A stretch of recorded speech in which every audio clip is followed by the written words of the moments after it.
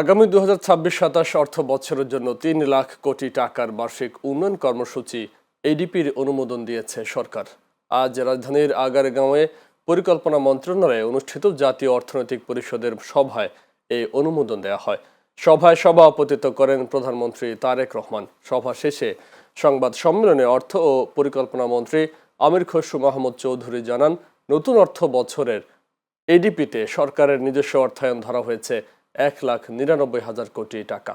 এছাড়া বৈদেশিক ঋণ ও উন্নয়ন সহযোগীদের সহায়তা থেকে অর্থায়নের পরিমাণ নির্ধারণ করা হয়েছে 1,10,000 কোটি টাকা। অর্থমন্ত্রী আরও বলেন, চলমান ও নতুন উন্নয়ন প্রকল্প বাস্তবায়নে স্বচ্ছতা ও জবাবদিহিতা নিশ্চিত করতে সরকার বিশেষ গুরুত্ব দিচ্ছে। একই সঙ্গে প্রকল্পের অগ্রগতি নিয়মিত পর্যবেক্ষণের মাধ্যমে সময় মতো বাস্তবায়ন নিশ্চিত করার উদ্যোগ নেওয়া হচ্ছে বলেও জানান তিনি। প্রস্তাবিত এডিপির মোট আকার ধরা হয়েছে 3 লক্ষ কোটি টাকা।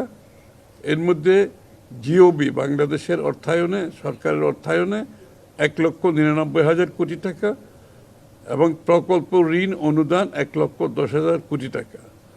চলমান অর্থ বছরের তুলনায় এটি বড় আকারের উন্নয়ন কর্মসূচি, যা সরকারের বিনিয়োগ ও বাস্তবায়ন সক্ষমতা বৃদ্ধির ইঙ্গিত দেয়।